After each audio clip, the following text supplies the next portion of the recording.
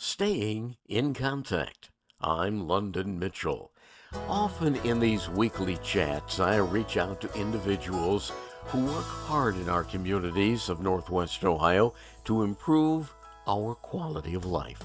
So it is with our guest today, Kate Schwartz, the Executive Director of the Autism Society of Northwest Ohio. It is an appropriate time for this discussion as April is Autism Acceptance Month.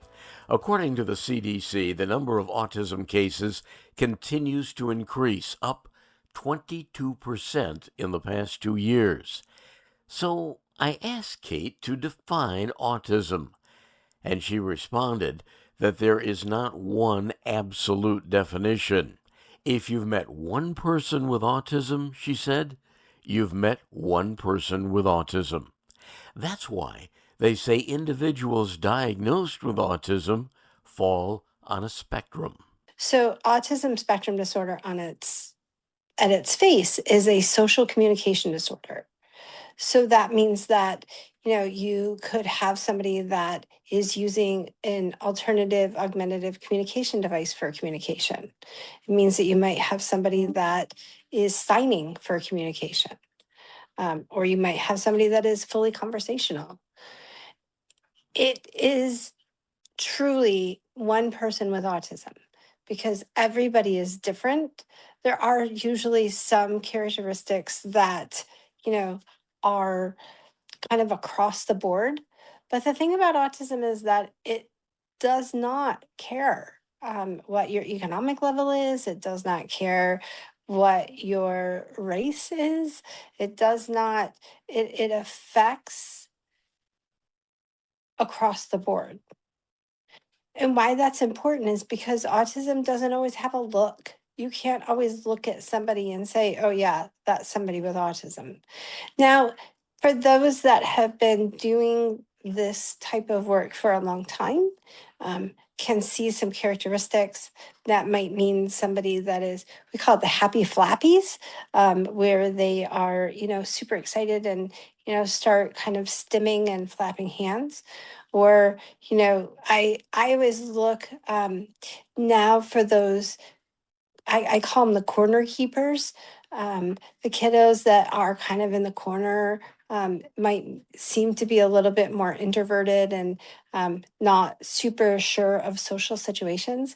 And those are the kiddos that I kind of am drawn to just because of the fact that, like, I, because they are quiet and because they kind of fly underneath the radar, the kinds of kiddos that don't always get a true diagnosis or parents aren't aware that something else might be going on. Or if a parent suspects but is not necessarily sure, is there kind of a state of denial? So that's interesting that you bring up the river. I always call it the river of denial. When my kids were diagnosed, and my kids are now 20 and 22, my youngest was diagnosed at 18 months. My eldest wasn't diagnosed until she was 10. And it was because we always knew that there was something going on, we just couldn't put our finger on it. And so until we actually went through the full ADOS, which is the gold standard for diagnosing, we didn't know.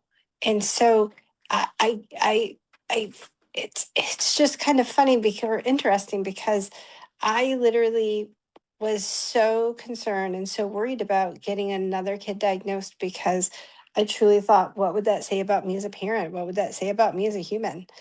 And what I had to come to realize is that a diagnosis for my loved one meant that they were going to get the best possible outcome and the best possible therapies that were available at the time for my child.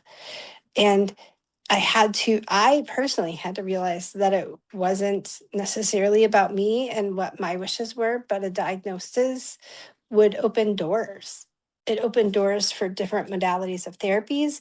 It opened doors for understanding. And it opened doors in a way that 20 years later I couldn't have ever imagined. So that really is the true reflection on being a good parent. It's not that your child has been diagnosed as being on the spectrum. It's your recognition and your seeking the best possible treatment.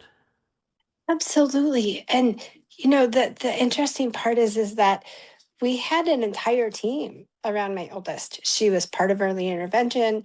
She had been seen by her pediatrician. She was seen by a mental health practitioner, um, all of the things. And it because she was the quiet kid.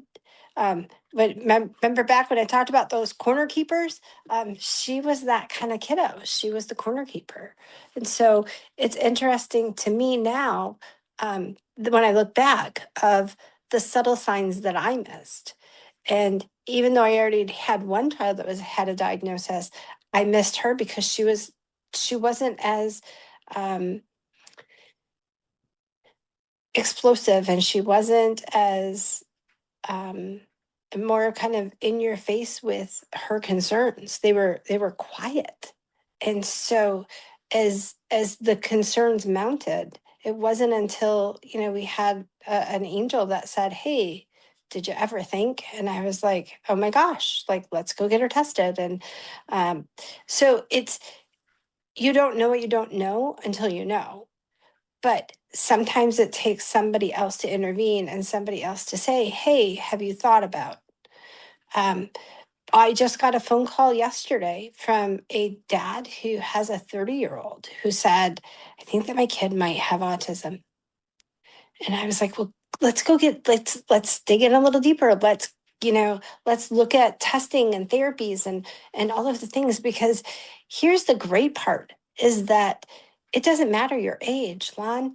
It matters a correct diagnosis. And I'm a firm believer that you find out the information when you're supposed to find it out, that I can't go backwards and play the what if game. But what I can do is say, okay, we've recognized a need, and we've recognized that something is different. So let's get in there and see what we can do to help. How can we support you today? Not yesterday, because yesterday is done, but how can we figure out a situation where you can live your very, very best life? And so for the dad and this young adult, that is going to go get testing and finding a therapist and doing things that will help this person live his very best life. But I think that for a long time, and I hear this a lot, well, I don't want my child to have a label. It's more of, how do we support your child, and how do we support you as the parent of that child in this space today, much more than, I don't want my child labeled. Because truly, without a label, without a diagnosis, you can't get services. You need that official diagnostic paperwork to apply for grant money, to apply for waivers, to get Board of DD services. All of these things are critically important because, and I say this to everyone as we're going through this planning process now, that my children hopefully will outlive me. And so, that being said, I need to start making a master plan for not only my life, and I've just hit that middle-aged stage of life, um, and not only for my life, but what my children's lives look like without me. And that planning needs to start now, just as we start planning for, college in kindergarten. And you think, "Oh, well, I have time, I have tomorrow." But nobody's guaranteed a tomorrow. So my goal is to set my children up in a space and place that they are stabilized with staffing and with supports before I leave this earth. And so that I can help in that transition piece. None of us exist in a vacuum. And so why that is really important for that planning piece is that if my kids can transition while I'm here, then they have me to have conversations with. They have me to kind of hold them in an emotional, positive way. And that is my goal. And I think that this is a piece that isn't talked about enough. Um, I can tell you in all honesty that I held on to guardianship paperwork for almost a year because I personally was intimidated by the process. And then once I had another mom that companioned me through the process, I was like, well, I could have done this, a year ago, and it would have been easy breezy, beautiful. And I think you raise a good point right there, is that parents do not have to go through this process alone. There is networking out there. There is ASNO. There's Asno, there's me. The great part is that we have an ability to connect. And even if our quiet corner keepers, aren't willing to reach out, you as a parent can reach out to me. I talk to parents daily, every day. My phone started ringing at 7 this morning. Um, and I answered it because I was available. And so why that's important is that we want parents to know that they're not alone. They're not alone in this journey. There is so many supports out there.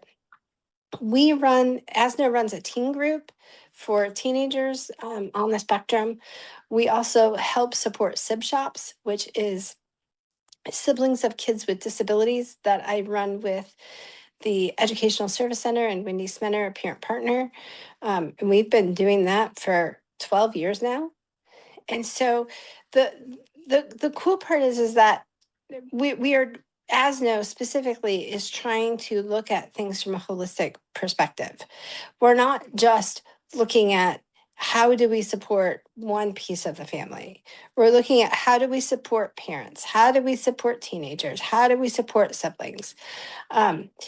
We are hopefully starting an adult group this fall is our goal.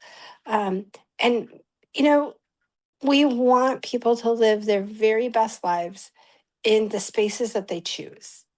And that's what we want as people in general. I want to make independent decisions every day. I want to decide what I want to wear and what I want to eat and all of those things. Our kids are no different. So, what do you tell the society in general about people with autism? I think the general reaction is to be kind of standoffish and be just a little bit nervous being around somebody with autism. What do you tell those people? Have a conversation.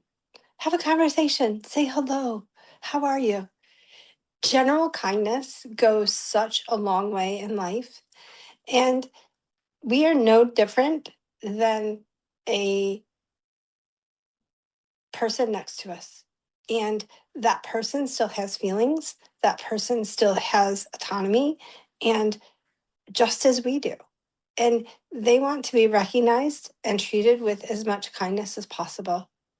And at the end of the day, it is one person with autism. You've met just that one person, but that one person can have a ripple effect.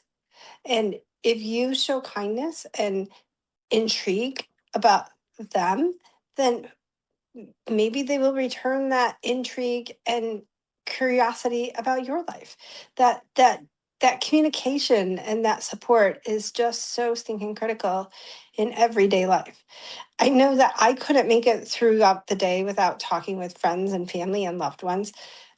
And even if somebody with autism isn't as social or isn't as emotional, or isn't as